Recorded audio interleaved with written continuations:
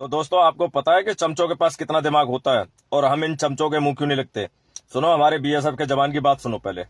कल से तुम एक चीज बहुत सुन रहे होगे चूतियों के मुंह से कि देख लो हिंदू राष्ट्र चिल्लाने वालों, तुम्हारे घर का चूल्हा भी मुस्लिम राष्ट्र की वैसे जल रहा है। तो मैं उन चूतियों से एक सवाल करना चाहूंगा, तुमने जो ईरान को अपना बाप बना रखा है, एक बात बताओ, ईरान तुम्हारे को क्रूड ऑयल देने आ रहा है? ईरान तुम्हारे को एलपीजी सिलेंडर्स की सप्लाई देने आ रहा है? ईरान क्या दे रहा है तुम्हें? बहन, जो तुम्हारा जो क्रूड ऑयल आता है ना, वो गल्फ कंट्रीज से मैक्सिमम आता है। और स्टेट ऑफ हॉर्मज इंटरनेशनल वे को ईरान के बाप की जागीर नहीं है, लेकिन वॉर सिचुएशन होने के बाद वहां पे हर देश ने ये डिसाइड किया कि वहां से अपने शिपमेंट को नहीं गुजारेंगे। क्यों? क्योंकि ईरान का कोई भरोसा नहीं, तुम्हारी टैंकर को तबाह कर दे।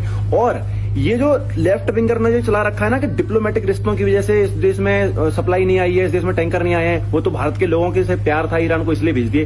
अगर भारत के लोगों से इतना ही प्यार था तो 7-8 दिन तक रोक के क्यों रखा था? तो फिर तुम्हारे देश के फॉरेन मिनिस्टर को क्यों बार बार फोन करना पड़ रहा था ईरान कि हमारे शिपमेंट को निकलने दो? अगर इतना ही लोगों से प्यार था तो क्यों नहीं निकलने दिया पहले?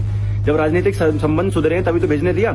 और दूसरी बात, ये जो चिल्ला रहे हैं ना कि हिंदू राष्ट्र वो चिल्लाने वालों, तुम्हारे घर में चूल्हा भी मुस्लिम राष्ट्र की वजह से चल रहा है, तो मेरी बात सुनो, गल्फ कंट्रीज पास में पड़ती हैं, इसलिए हम मैक्सिमम ऑयल अपना वहां से इंपोर्ट करते हैं, गल्फ कंट्रीज से, जिसमें सऊदी अरेबिया, कुवैत, इराक, ये देश आते हैं। ईरान नहीं आता उनमें भी।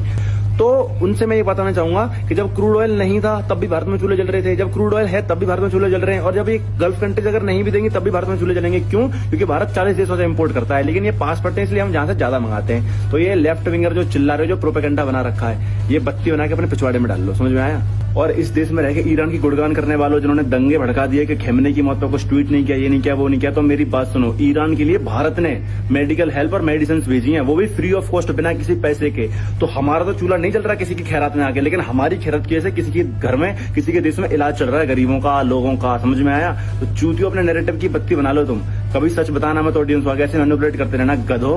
बाकी भाई अवेयर बनो। जय हिंद, जय भारत। समझो, अगर अब भी थोड़ी बहुत शर्म बची है तो बाल्टी में चुल्लू भर पानी लो और डूब के मर जाओ। और हाँ दोस्तों, अगर आपको वीडियो अच्छी लगी है तो अपने भाइयों के साथ शेयर जरूर करें। जय हिंद, जय भारत।